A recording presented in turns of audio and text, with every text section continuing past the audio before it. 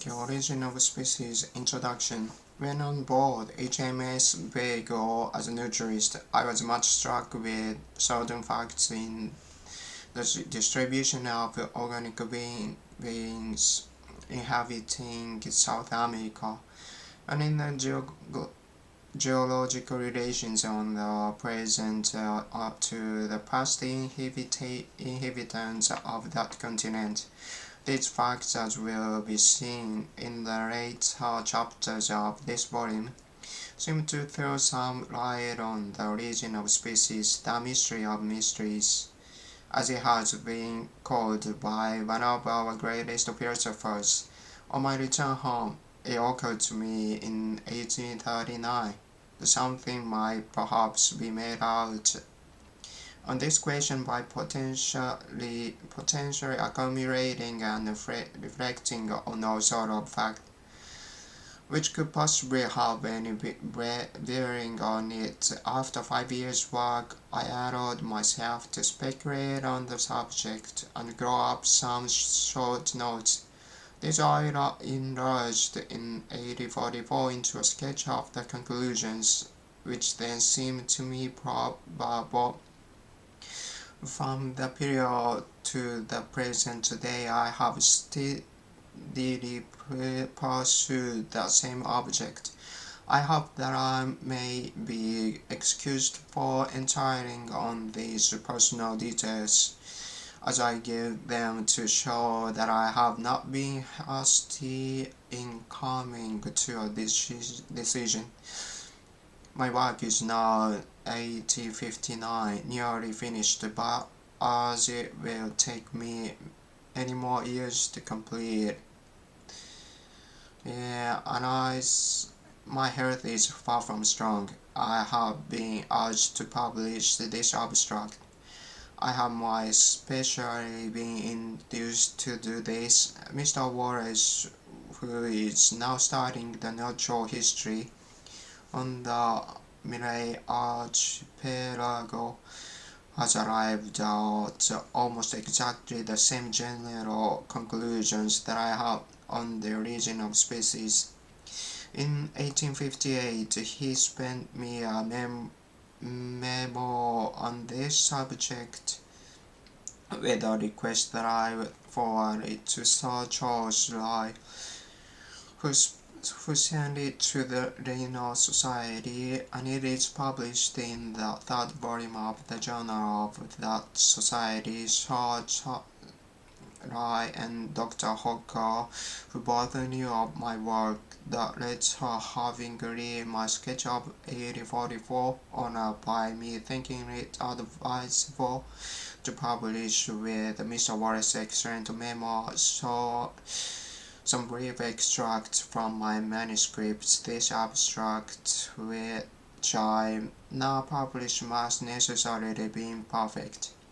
I cannot here give references and authorities for my several statements, and I must trust to the reader reposing some confidence in my accuracy. No doubt errors may have crept in, though I hope I have always been cautious in trusting to good authorities alone. I can here give only the general conclusions at which I have arrived, with a few facts in illustration, but which I hope in most cases will suffice. No one can feel more sensible than I do of the necessity of hereafter publishing in detail all the facts with references on which my conclusions have been grounded, and I hope in a future work to do this, for I am well aware that scarcely single point is discussed on this volume on which facts cannot be adduced, often apparently leading to conclusions directly opposite to those at which I have arrived, a fair result can be obtained only by fully stating and balancing the facts and arguments on both sides of each question, and this is here impossible. I much regret that one of one of space prevents my having the satisfaction of not acknowledging the generous assistance which I have received from very many naturalists. Some of these personally unknown to me. I cannot, however, let this opportunity pass without expressing my deep obligations to Dr. Hooker, who for the last 15 years has aimed at me in every possible way by his large store of knowledge and his excellent judgment. In considering the origin of species, it is quite convincible there are naturalists reflecting on the much mutual affinity of organic beings, on their embryological relations, their geological distribution, geological succession, and other such facts, might come to conclusion that species have not been independently created, but have descended like varieties from other species. Nevertheless, such a conclusion, even if well founded, would be unsatisfactory until it could be shown now the innumerable species inhabiting this world have been modified so as to conquer that perfection of structure and co-adaptation which justly excites our admiration. Naturalists continually refer to external conditions such as climate, food, and etc. as the only possible cause of variation in one limited sense. As we shall hereafter see, this may be true, but it is preposterous to attribute to more external conditions the structure, for instance, of the woodpecker with its feet, tail, beak, and tongue so admirably adapted to catch insects, and the bark of trees in the case of the mistral, which draws nourishment for certain trees which has seeds that must be transported by certain birds, and which have flowers with separate sexes,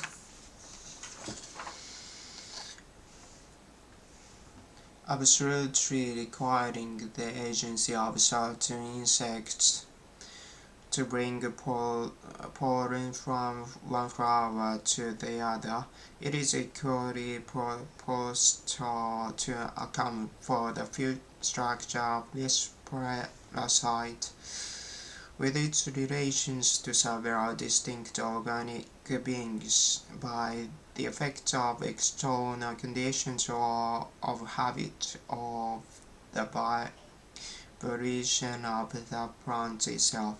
It is therefore of the highest importance to gain a clear insight into the means of modification and co-adaptation.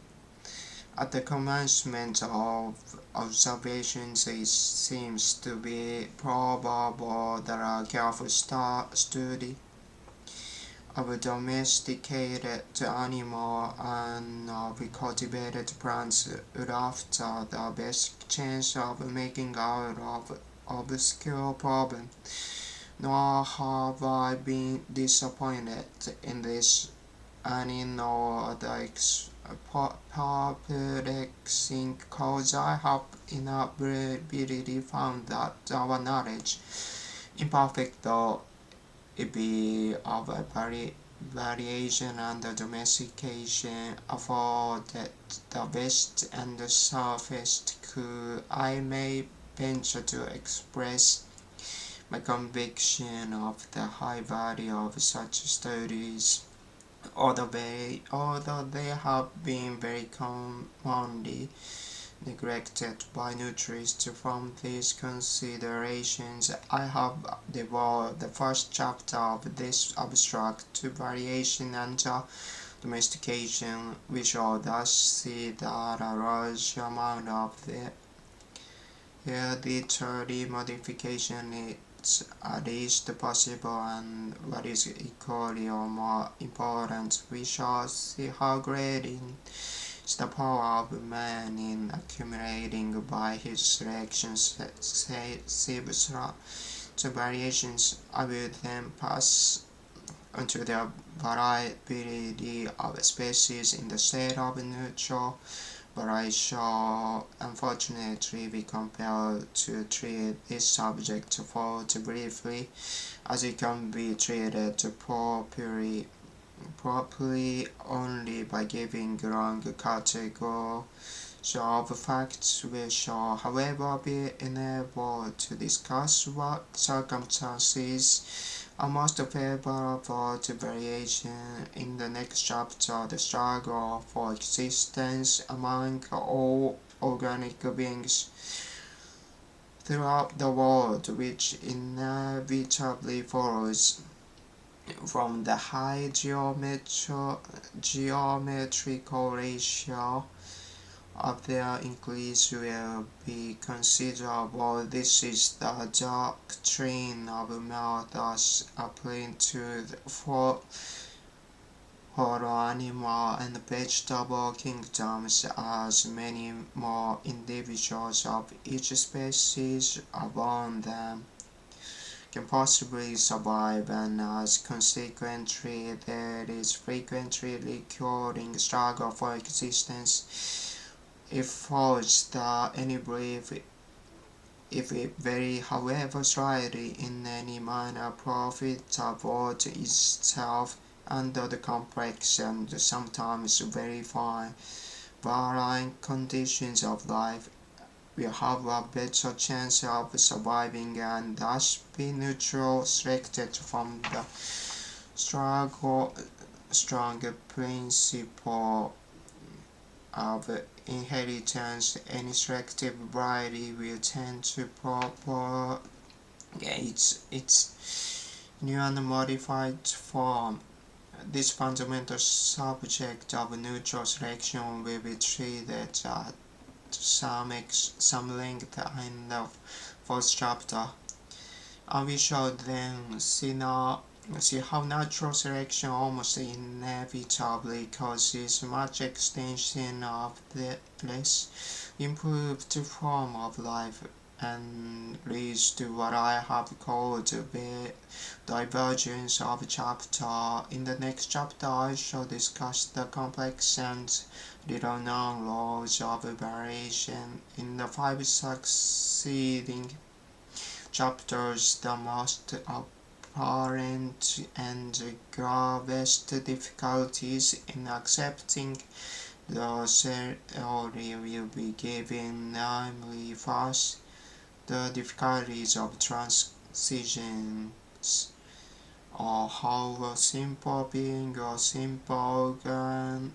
can be changed and perfected into a highly developed being or into an elaborately constructed organ. Secondly, the subject of instinct or mental powers of animals, the heterogeneity or the infertility of species, and the fertility of variations when intercrossed, and fourthly, the imperfection of the geological record. In the next chapter I shall consider the geological succession of organic beings throughout time. In the 12th and the 15th, their geographical distribution throughout space. In the 14th, their classification or mutual affinities, both when mature and in embryonic condition. In the last chapter, I shall give a brief recapitulation of the whole work and a few concluding remarks. Although no one ought to feel surprised at much remaining as yet unexplained in regard to origin of species and variation, if he make due allowance for our profound ignorance in regard to the mutual relations of the many beings which live around us. We can explain why one species ranges widely and is very numerous, and why other allied species has a narrow ranges and is rare. Yet these relations are of the highest importance, for they determine the present welfare, and as I believe that future success and the modification of every inhabitant of this world. Still less do we know of the mutual relations of the innumerable inhabitants of the world during the many past geological epochs in its history.